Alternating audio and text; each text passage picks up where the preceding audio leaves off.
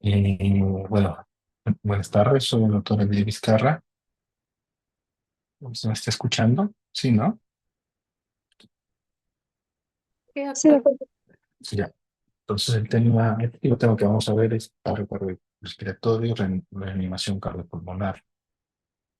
Es un tema muy importante debido a que, según algunos estudios peruanos, el conocimiento de estos dos temas es medio y bajo, ¿no? Por lo tanto, muchos casos, cuando ocurren a nivel extrahospitalario, no se da una buena atención, siendo así la mortalidad más alta que a nivel intrahospitalario, ¿no?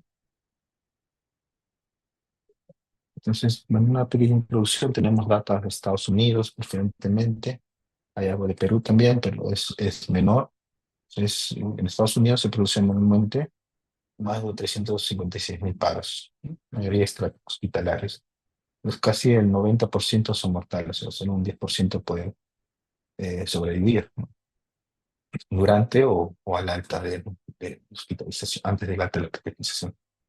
Se calcula que la incidencia de paros cardíacos extrahospitalarios no traumáticos asegurados por los servicios médicos en urgencias en personas de cualquier edad es de 356.000 o casi 1.000 personas al día. La supervivencia, como habías mencionado, es alrededor del 10%, ¿no? Especialmente los extrahospitalarios.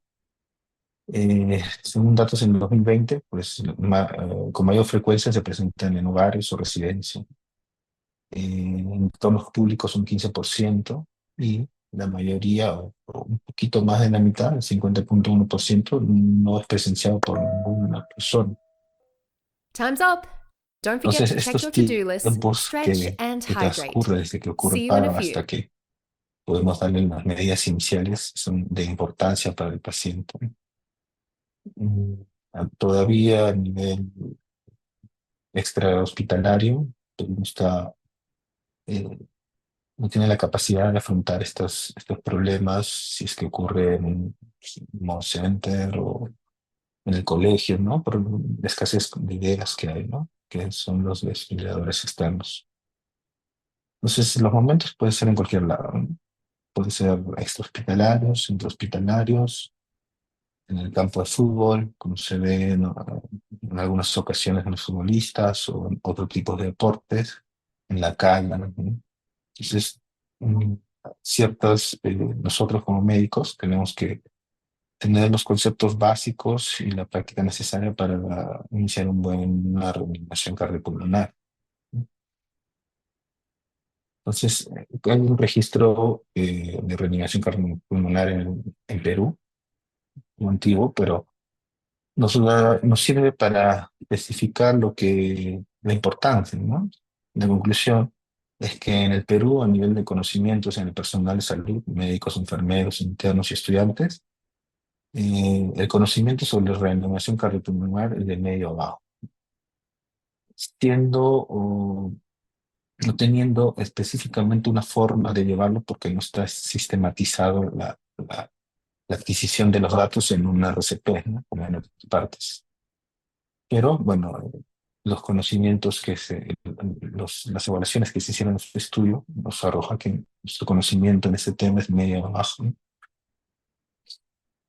Entonces, ¿cuál es la definición de paro cardiorrespiratorio?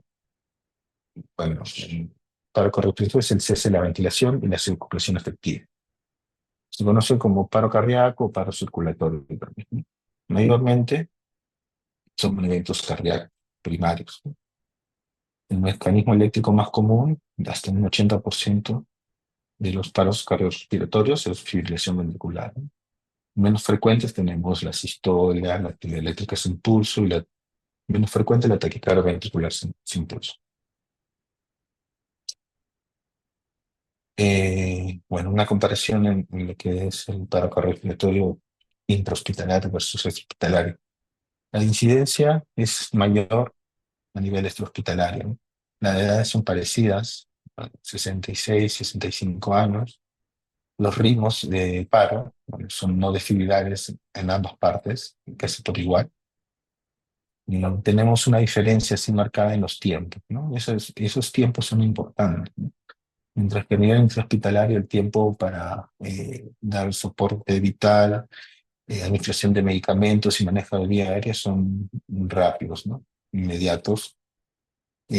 Mientras que en este hospitalario depende mucho de en qué lugar se encuentra el paciente, si se encuentra, hay personas a su alrededor, si hay gente con experiencia o una ambulancia cerca para darle el soporte vital avanzado, ¿no? Entonces, por lo tanto, que la probabilidad de sobrevivir es mayor a nivel intrahospitalario que extrahospitalario. Entonces, las causas de paro cardiorrespiratorio, no hay múltiples causas por órganos. eh, También hay causas reversibles que se tiene que evaluar en la evaluación secundaria que tenemos en el algoritmo de reanimación cardiopulmonar. Etiologías cardiovasculares, entre las más frecuentes, síndrome coronario agudo. También hay arritmias, por ejemplo, bloqueos completos, AV completos. Eh, Después, taponamiento cardíaco, disección de aorta, ¿no? Respiratorios, tromboembolismo, uno de los más frecuentes también que pueden llevar a paro. Neumotórax, espontáneo traumático. A nivel metabólico tenemos acidosis, trastornos electrolíticos, especialmente el potasio. Neurológicos, los ACVs, hemorragias cerebrales, ataques epilépticos, shock, y otros traumas a la cabeza, ¿no? Los más frecuentes. Las 4H o las 4T, pues tenemos unas causas reversibles, rondando un poco la información, tratamos el potasio, hipotermia, hipovolemia, hipoxia, ¿no? Y en las 4T, taponamiento, neumotórax de tensión, trombosis, tanto coronaria como pulmonar, es tromboembolismo pulmonar, y toxinas, ¿no? Pues son los fármacos. Entonces, ¿qué hallazgos al examen físico podemos evaluar?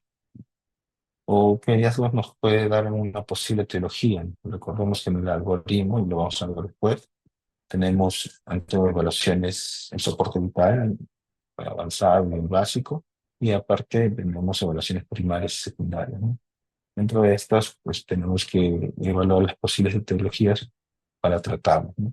Por ejemplo, si hay alteraciones en la auscultación, disminución del murmullo, a nivel pulmonar, pues podemos evaluar si es un neumotórax, edema agudo pulmón, si es que hay un soplo de nuevo, un soplo, podemos evaluar alteraciones en las válvulas, ¿no? Por ruptura papilar, en el contexto de un infarto puede ser. Y tiene bradicardia, taquicardia, algunas alteraciones propias como bloqueos AV incompletos o toxicológicos, ¿no? Los fármacos que pueden dar bradicardia también. Otros tipos de intoxicaciones, disturbios ácido-ácido, acidosis metabólica, evidentemente, ¿no? Algunas alteraciones en el abdominal, por ejemplo, rigidez a la palpación, masa pulsátil, pues, rigidez, podemos hablar de algún abdomen quirúrgico, una infección o hemorragia, ¿no? Si es que ha tenido un trauma, por ejemplo, una masa pulsátil, una ruptura de la misma abdominal. También si tenemos hemodiálisis, bueno, fístulas de hemodiálisis en pacientes, pues puede haber alteraciones de potasio, por ejemplo, la hipercalemia, ¿no? Que nos puede llevar a el paro cardiorrespiratorio también. Alteraciones de la piel y neurológicas, ¿no? Entre las neurológicas, pues déficits motores que nos pueden hacer sospechar de un paciente tiene un stroke, ¿no? Entonces, la fisiopatología, pues, es muy diversa, ¿no? Porque psicología va por diferentes órdenes, pero entre los más importantes o que marcan el pronóstico, pues tenemos el cardíaco, la afectación cardíaca y neurológica, ¿no? Entonces, el paro cardíaco, pues es una pérdida, como se había mencionado, abrupta, ¿no? Flujo sanguíneo. Entonces, cuando pasa esto, hay una pérdida de los vasos reflejos, ¿no? Y un aumento de la resistencia muscular. Entonces, hay un deterioro del flujo sanguíneo anterógrado. Y bueno, con afectación obviamente pulmonar, que dura más o menos de 30 a 60 segundos después del inicio del paro. Entonces, eh, esto va a llevar a una activación simpática. Se libera noradrenalina, ya sea sistémico como local, y neuropeptidoide. Esta liberación de noradrenalina nos va a ocasionar un aumento de la vasoconstricción a nivel microvascular, ¿no? Entonces, este aumento de la vasoconstricción pues, va a ocasionar mayor hipotensión y menor intercambio también de oxígeno a nivel tisular, ¿no? Entonces también tenemos que va a haber un aumento de lo que son las citoquinas y el complemento. Especialmente se activa la cascada del complemento y se liberan las angiotensina proinflamatorias, ¿no? C3A, C3, C4A, C5B, 5A. Y bueno, eso va a causar adherencia de los leucocitos y mayor inflamación. Y además va a causar una activación plaquetaria, disminución del flujo sanguíneo. Además de esto va a ocasionar lo que es un aumento de la permeabilidad vascular y edema por consiguiente a nivel del miocardio. ¿Qué pasa a nivel linfático? Pues como eh, va a haber lo que es un aumento de líquido a nivel este, extracelular o intersticial, pues a nivel linfático no va a haber un acúmulo, ¿no?, de este líquido porque no va a drenar a nivel linfático, va a haber una disminución a este nivel.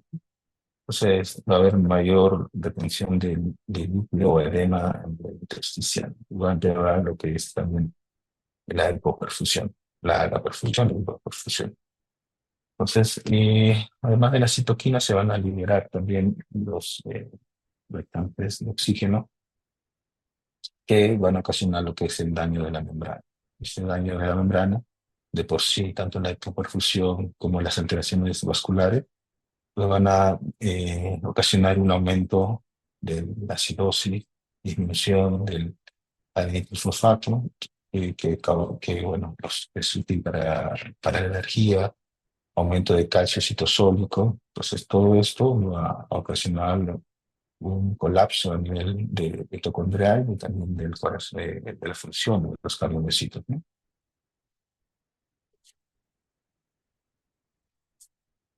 Bueno, esta más o menos es la fisiopatología a nivel cerebral, ¿no? El cerebro, cuando ocasiona un paro cardíaco, muy susceptible a la isquemia cerebral, ¿no? Entonces, descubrieron que la conciencia se perdía a los 10 segundos posteriores al inicio y la actividad del electroencefalograma se volvía isoeléctrica a los 20 segundos. La presión de oxígeno en el tejido cerebral puede llegar rápidamente en segundos a cero, ¿no? Entonces, durante la isquemia cerebral, los sustratos energéticos como el ATP en los tejidos cerebrales se agotan rápidamente, más o menos eh, hasta un 25-30% de forma inmediata en los primeros 4 minutos, ¿no? Después hay un almacenamiento de ATP que se consume posteriormente. La concentración intersticial de potasio aumenta rápidamente, la despolarización de la membrana y una gran afluencia de sodio y agua a nivel de la célula, ¿no? Constituyen un edema citotóxico. Este edema citotóxico causa pues, ¿no?, todas las alteraciones de las bombas a nivel de calcio que puede haber, ¿no?, y a nivel también de los mitocondrios y del retículo sarcoplasmático. Entonces, esto va a generar mayor nivel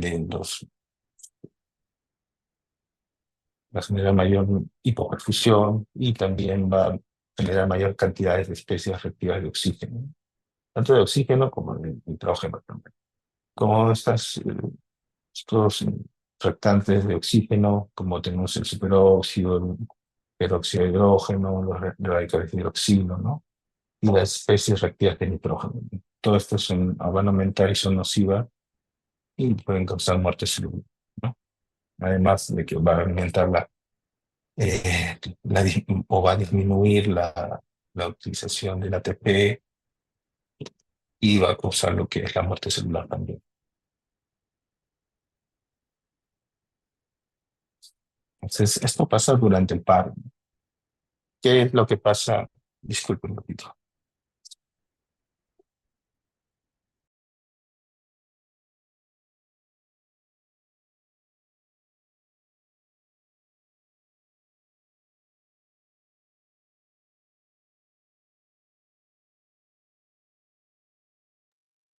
Ya. Bueno, continuando, qué es lo que pasa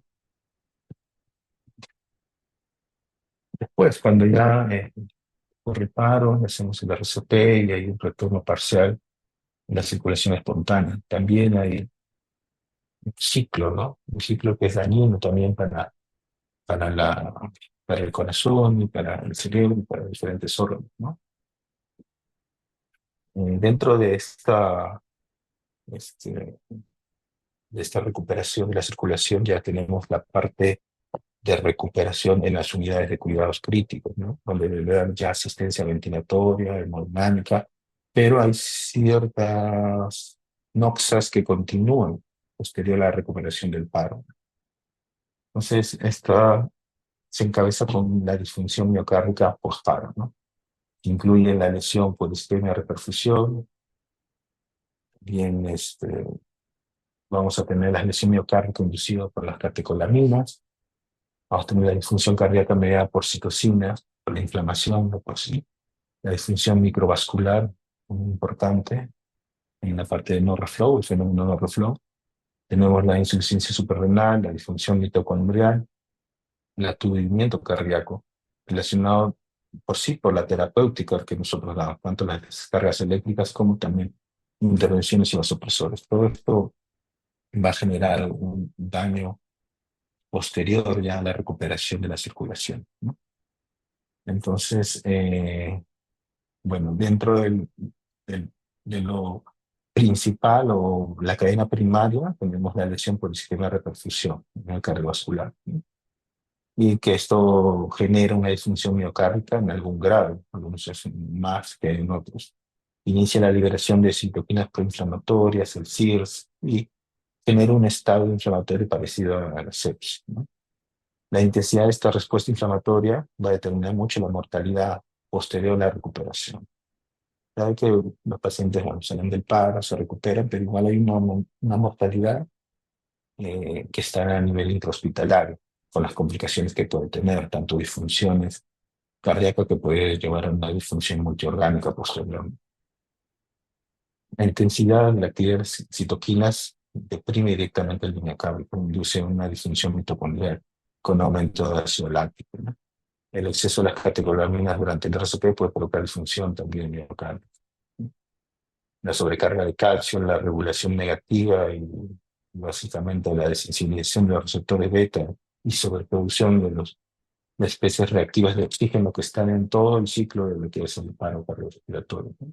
Esto va a aumentar la coagulación, ¿no? Y a nivel microvascular, ¿no?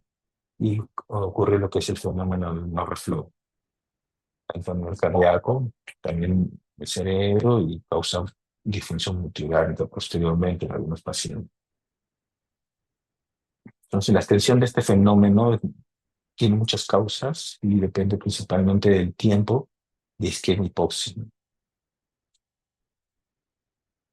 Entonces, es muy importante saber que el manejo del paro cardiorrespiratorio no solo termina en la recuperación espontánea de circulación, sino que hay un manejo posterior también a nivel hospitalario.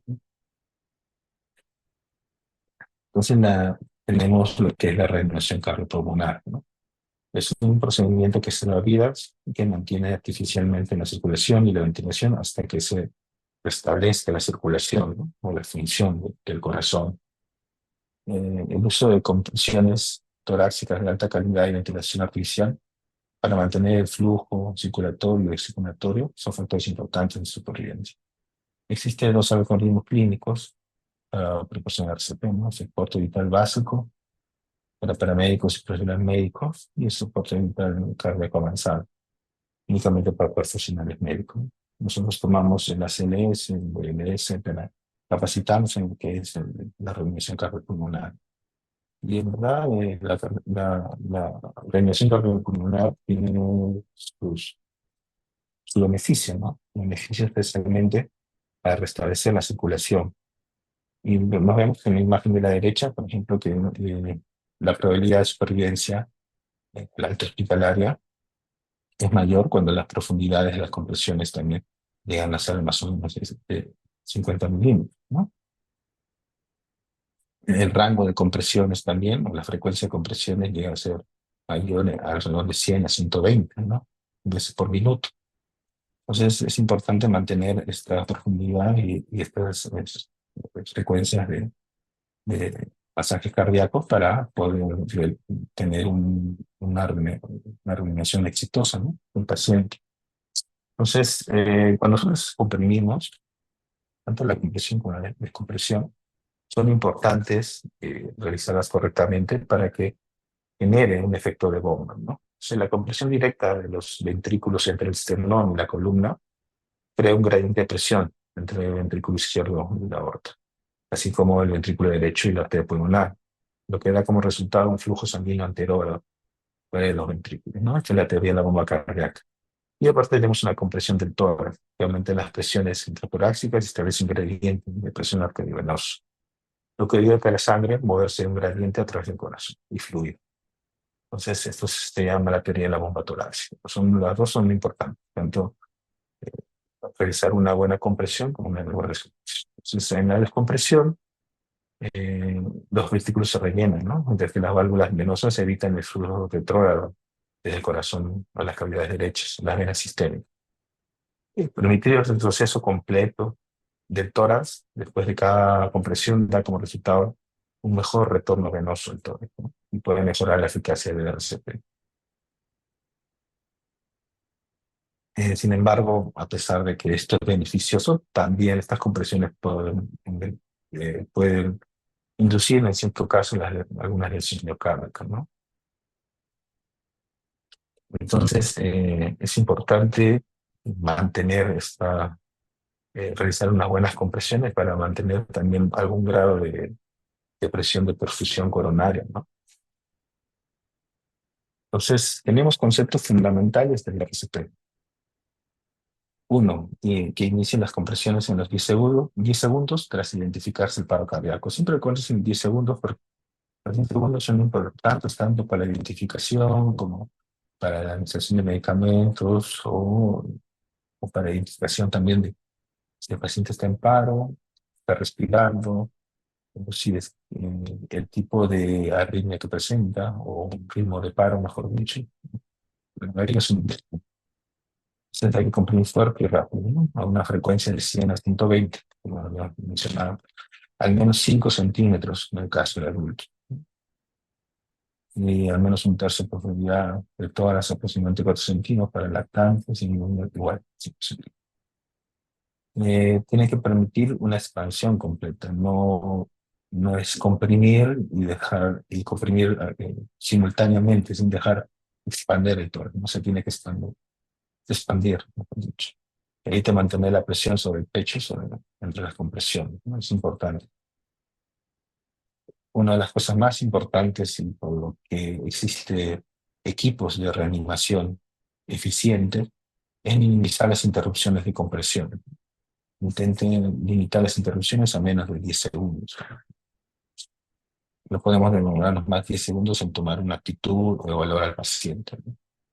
Realice ventilaciones efectivas, administre cada ventilación durante un segundo, tiempo suficiente para hacer que se le tolere la víctima, el paciente en paro, y evite una ventilación excesiva, que es muy importante.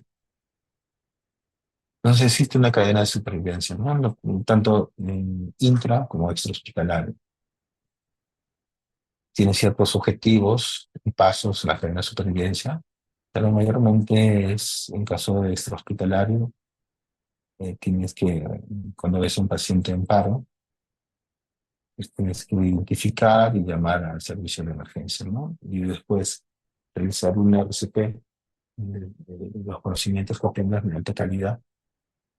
En cambio, a nivel hospitalario, pues ya existe clave para, eh, para activar este sistema de emergencia y normalmente acuden, si es que es un ámbito de hospitalización o hospitalización de cirugía muy simple,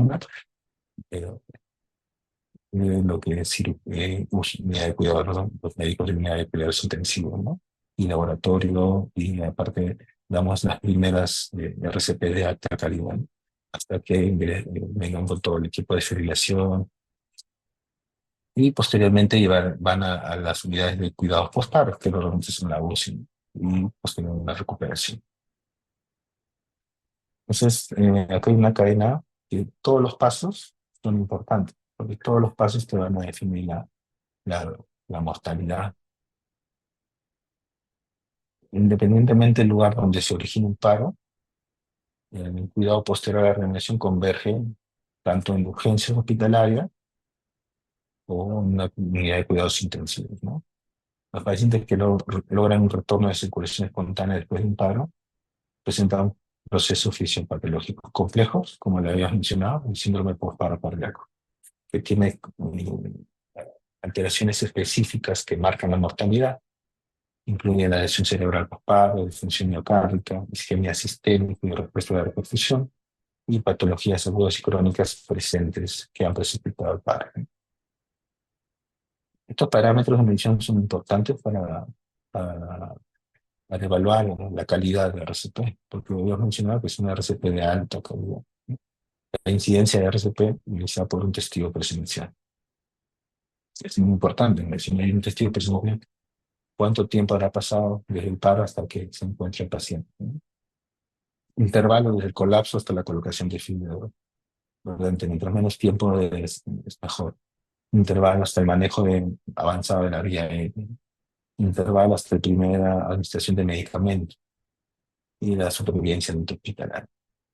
Una forma de dar una monitorización de estos pacientes en el RCP y con el dióxido de carbono en la respiración, ¿no? Es un indicador relativo de gasto cardíaco y también puede indicar la recuperación de la circulación espontánea. Entonces, en la evaluación tenemos un enfoque sistemático, ¿no? ¿Qué quiere decir? Bueno, tenemos ciertos pasos que tenemos que seguir de forma ordenada y para la reanimación del paciente. La evaluación inicial va a ser un visual y de seguridad de lesión. No sabemos en qué momento va a ocurrir el paro. Puede ser, no sé, un temblor, terremoto, y bueno, hay pacientes críticos, ¿no? Con hemorragia y se el paro, ¿no? Tienes que evaluar la seguridad de la escena. Evaluación de soporte vital básico, pues ya la vamos a ver. Una evaluación primaria y una evaluación secundaria. Entonces, los profesionales de salud utilizan un enfoque sistemático para evaluar y tratar a los pacientes de paro cardíaco, de todos los pacientes de paro cardíaco. Los equipos de alto rendimiento, y eso es a lo que me refiero, hay equipos específicos para respiratorio, los cuales ya tienen funciones y objetivos bien protocolizados, ¿no? Entonces, ellos van a dar un soporte tanto oxigenatorio, ventilatorio y circulatorio para lograr la restauración de la función neurológica, que es impacto, ¿no? Lo primordial. Entonces, aquí hay un cuadro, un algoritmo un poco más detallado, ¿no? El paciente tiene impresión visual inicial, ¿no? El paciente está inconsciente, entonces hacemos una evaluación de soporte vital básico. Compruebe si responde, activa el sistema de emergencias, obtenga un desfibrilador, compruebe la ventilación y el pulso, ¿no? Y bueno, si no tiene pulso, vamos a iniciar el RCP. Y este es el problema, ¿no? Que no siempre hay desfibrilador. A veces ocurre el paro en los malls de compras y no hay un desfibrilador, ¿no? O viene después de 20 minutos. Entonces, todo este tiempo es importante para el paciente, ¿no? Entonces, iniciamos pues, el RCP básico y después va a haber una evaluación primaria y secundaria. ¿Quiénes normalmente hacen esta evaluación primaria? El equipo de alto rendimiento. Pues este enfoque se baja principalmente en RCP temprano, con un manejo básico de vía aérea y de fibrilación. No incluye todas las técnicas avanzadas de vía aérea ni administración de medicamentos. Tiene que estar claro que este enfoque inicial es manejo de vía aérea y de fibrilación, básicamente con el DEA. Mediante el uso de esta evaluación, cualquier profesional de salud puede prestar soporte o restaurar la oxigenación, ventilación y circulación. Entonces, ¿qué es lo que debemos evitar? Es importante. ¿Qué no hacer? análisis prolongado del ritmo, ¿no? Es un análisis adecuado y rápido del ritmo, 10 segundos, como ya mencionaba. Comprobación de pulsos frecuentemente, ¿no? Y un poco evitando las compresiones, peor todavía. Ventilación prolongada, movimientos innecesarios del paciente. Si se dan cuenta, acá hay un gráfico con el nivel de presión de perfusión del coronario. Entonces, cuando vamos haciendo las compresiones, pues va a mejorar, ¿no? La presión de perfusión coronaria. Y cuando interrumpimos, no va a haber. Entonces, estos baches que ocurre por la inexperiencia a veces, pues es vital para el paciente. Entonces, la restauración de la circulación espontánea no se produjo hasta que se alcanzó una presión de perfusión coronaria mayor de 15 durante el RCP, o igual es improbable, les había mencionado, que al final la evaluación del dióxido de carbono, si es menor de 10 es improbable que ocurra una restauración de la circulación espontánea.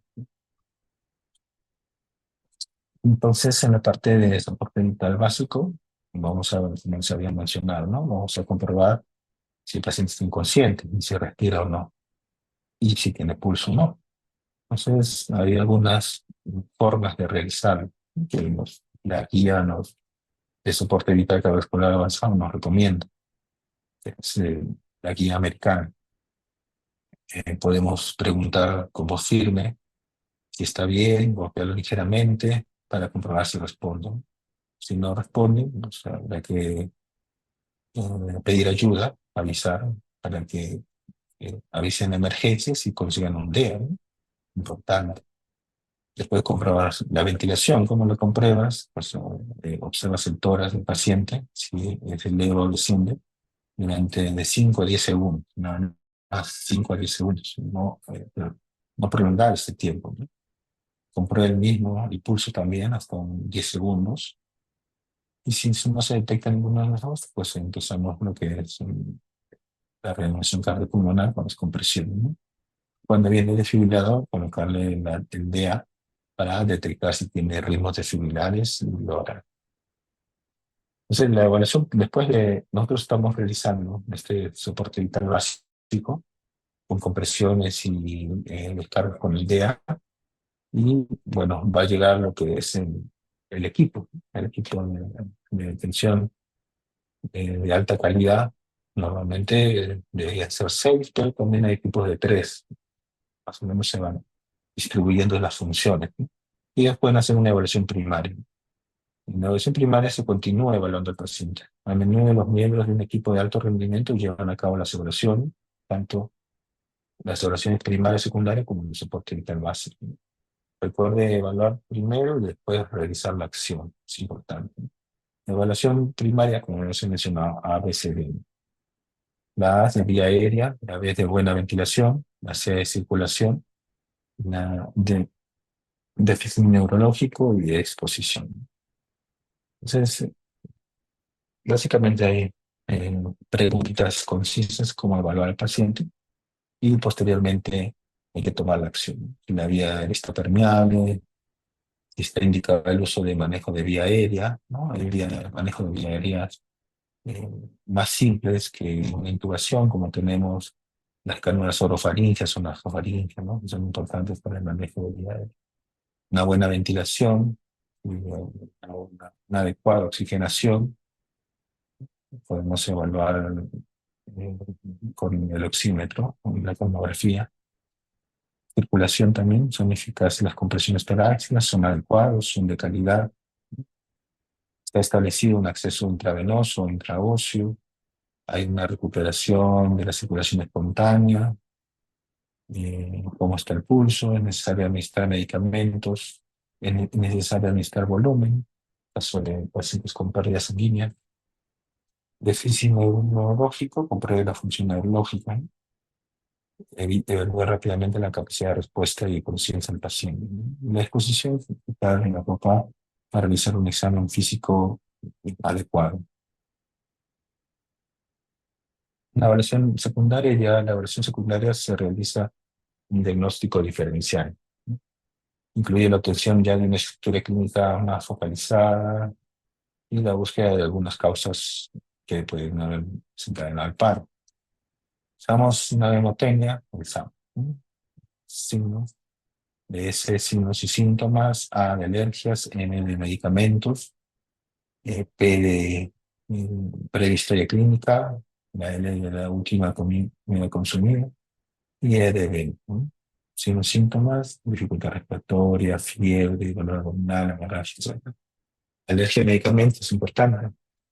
Hay pacientes que, por ejemplo, no solo a medicamentos, sino a algunos alimentos también son importantes las alergias que pueden llevar a un shock anafiláctico, un infarto, ¿no? Medicamentos, ¿no? Especialmente de los que sospechan de intoxicación por fármaco, ¿no? Los que toman varias pastillas para intento de suicidio, ¿no? Es importante evaluar y preguntar si se le encontraba al paciente con medicamentos a su alrededor o qué medicamentos utilizaba también como su tratamiento de base, ¿no? La historia clínica, antecedentes médicos, familiares, cirugías anteriores, tanto, y eventos, ¿no? Riesgo en el lugar, tratamiento desde el inicio de la enfermedad, lesiones hasta su evacuación. Tiempo estimado de inicio en entornos extrahospitalarios. Entonces, los equipos de alto rendimiento, bueno, son esenciales para realizar los intentos exitosos de reanimación. Para funcionar, deben ser eficaces y se debe enfocar en cosas muy estrictas, como el tiempo, la calidad, la coordinación y la administración. Los miembros del equipo de alto rendimiento deben ser competentes, identificar con claridad las tareas de su función, estar preparados para cumplir responsabilidades, tener práctica suficiente en la reanimación, las habilidades de reanimación, conocer los algoritmos y comprenderse con el éxito de la reanimación.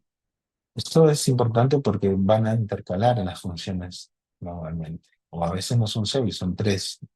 Esto es lo adecuado, ¿no? Va a haber una persona, un profesional de salud que va a ir en la vía aérea, compresor, y otro que va a estar con el monitor desfibrilador, ¿no? Entonces estos tres se pueden ir intercambiando, ¿no? Porque obviamente el compresor se puede cansar, son las compresiones. Va a haber un líder que va a saber la función de todos y va a tomar decisiones. Va a haber alguna persona que esté encargada de los medicamentos y del acceso intravenoso intraóseo, y un encargado de los registros que te va a monitorizar lo que es el tiempo. Si la epinefrina necesitamos que se coloque cada 2 o 3 minutos, cuando ya no va a avisar, la calidad del RCP, tenemos que monitorizar. Entonces, todo esto es importante para lograr un éxito, ¿no? Una reanimación. Algunas sugerencias, algunas recomendaciones que nos dan, por ejemplo, para evitar el tiempo en el cual nosotros vamos a desfibrilar, hay que precargar el desfibrilador, ¿no? 15 segundos antes de un análisis de ritmo, de 2 minutos. Realizar una comprobación de pulso durante la fase de precarga, ¿no? Mientras está haciendo la precarga, alguien va a comprobar el pulso. En anticipación de un ritmo organizado. Después se evalúa ese ritmo y ve si vas a desfibrilar o no. El compresor mantiene las manos suspendidas sobre todas, no retirarlas completamente. Tener listo el seguimiento compresor, el siguiente compresor, diga, para que retome las compresiones de inmediato. Tiene que ser un cambio rápido para realizar las compresiones. Intubar sin interrumpir las compresiones, importante. Administrar fármacos durante las compresiones y considerar los protocolos que menos pausas tengamos. Entonces, estos son los ritmos de paro, ¿no? Hay ritmos desfibrilares, como un primero que es una fibrilación ventricular, un ritmo caótico ventricular. O tenemos también la técnica ventricular sin pulso, ¿no? Todos son ritmos de fibra. En los ritmos no definidos tenemos la sistolia, que es la tercera imagen, y bueno, la actividad eléctrica sin pulso. Entonces, hay una diferencia en el RCP de los dos, ¿no? Una diferencia muy importante que es la utilización del desfibrilador. Entonces, van a iniciar el RCP, van a administrar oxígeno, aumenta el 100%, conectar el monitor desfibrilador y vamos a identificar si el ritmo es desfibrilador o no. Si, por ejemplo, tenemos el primer ritmo, el primer EKG, pues una fibrilación ventricular y es desfibrilar. Entonces, realizamos una descarga. La descarga en monofásico de 360 joules y en bifásico de 120 a 200. Si no conoces, la máxima disponible tenemos que descargar. Eh, y después realizamos RCP de 2 minutos mientras colocamos un acceso, ¿no? Intravenoso, un paucio, y evaluamos el ritmo de si es desfibrillable, ¿no? Si no es desfibrillable, bueno, si no es desfibrillable, por ejemplo, está en la sistole, pasamos al algoritmo de la sistole, ¿no? Si es desfibrillable, pues otra vez realizamos la desfibrilación y hacemos RCP de 2 minutos. En este momento podemos colocar adrenalina de 3 a 5 minutos, ¿no? Y considerar el uso avanzado de vía aérea. Ya estamos en este nivel a nivel hospitalario, estamos, entonces podemos intubar al paciente y hacer un buen control con capnografía, ¿no? Y continuamos mientras tanto, seguimos continuando la recepción, ¿no? Y lo que hacemos otra comprobación del ritmo. Si es individual, le hacemos una tercera descarga, ¿no? Y así continuamos, ¿no? Y hacemos igual otra RCP de 2 minutos y podemos colocar lo que es amiodarona o lidocaína y tratar las causas reversibles. Evaluar todas las causas reversibles y tratarlas.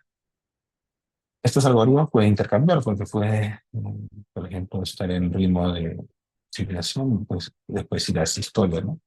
Y vamos al algoritmo de asistolia, ¿no? Si no es un ritmo de visibilidad, porque es una sistolia, pues vamos a hacer el RCP de 2 minutos mientras o colocamos el acceso intravenoso intraóseo y administramos adrenalina, ¿no? A 3 a 5 minutos. Entonces comprobamos el ritmo, si sigue siendo no respirable, pues seguimos con los 2 minutos de RCP y vamos a tratar las causas reversibles. Y evaluamos otra vez el ritmo de fibrilación, ¿no? Si llega a ser fibrilar, ya pasamos a lo que es el algoritmo de FB o TBS impulso, ¿no? Y realizamos alguna descarga. Entonces, bueno, el manejo, si se dan cuenta, hay muchas cosas que tenemos que tener en cuenta. El equipo que está a cargo del paciente, ¿no? Que está dirigiendo el RCP.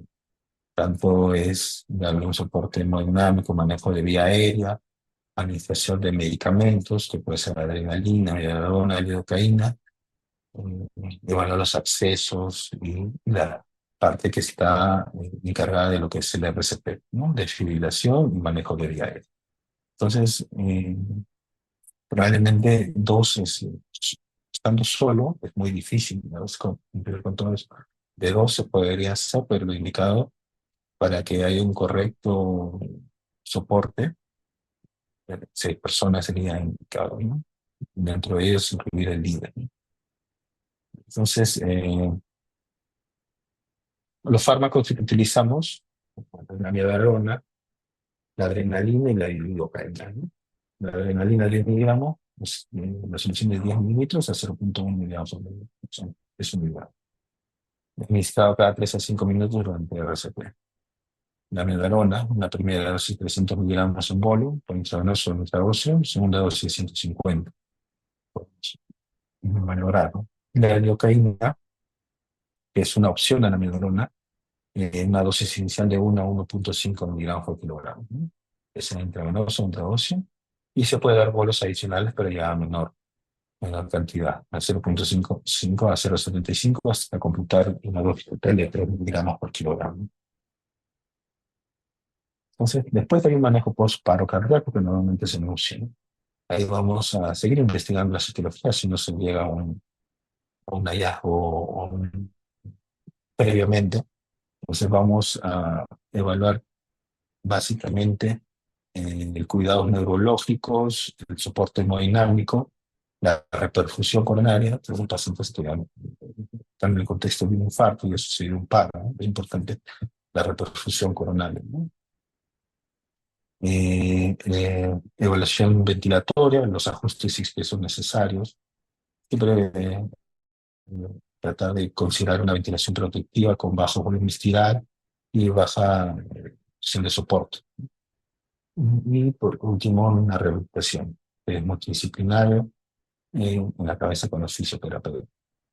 Entonces, Es importante evaluar en este caso también, o continuar evaluando la etiología, ¿no? Paciente que presenta paro, paciente con shock séptico, una ACV, una hemorragia cerebral, paciente con RC en diálisis que presenta el potasio muy elevado, y otras causas como las traumáticas, hipovolemia. Entonces, todo eso tenemos que dar resolución ya en términos del manejo de postparo cardíaco para que no siga la NOx, no nos lleve a una mayor mortalidad durante la hospitalización. Entonces, acá les dejo un pequeño video.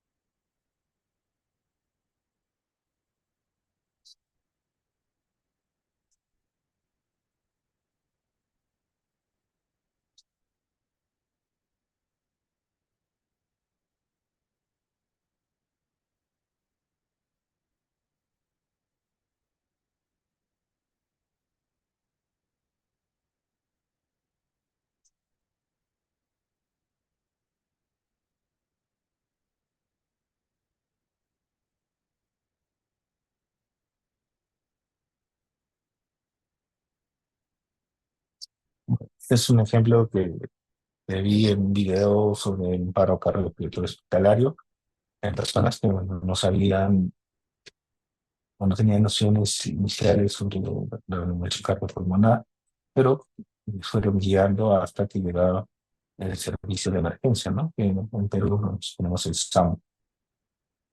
Entonces, bueno, con este video terminamos la exposición. Entonces, si tendrán algunas preguntas, lo pueden hacer escritas por el chat o pueden abrir su micrófono, ¿no? Para comentar.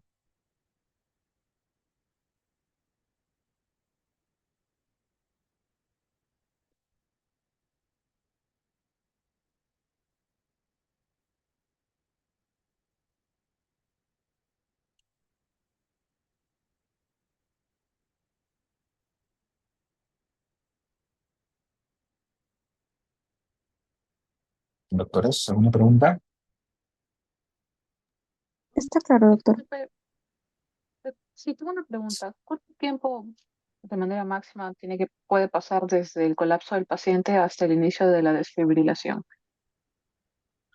Ah, buena pregunta. Mira, el tiempo es el mínimo necesario, ¿no? O sea, si el paciente ya, eh, mm, por ejemplo, es un paciente que no tiene, no sabe el tiempo que está en paro, pues hay que evaluar si este paciente ya está con rigor mortis, si el paciente ya tiene signos de que el paro ha sido bastante tiempo, ¿no? Ujú. Entonces, por ejemplo, estos pacientes que se les encuentran en casa, normalmente evalúan esto y ya no inician el RCP, ¿no? Cuando ya la sospecha es muy alta de que el tiempo ha sido demasiado. Entonces, lo adecuado es que el tiempo sea lo menor posible, ¿no? Lo menor posible. Por eso que el paro presencial es mucho mejor que el paro no presencial, ¿no?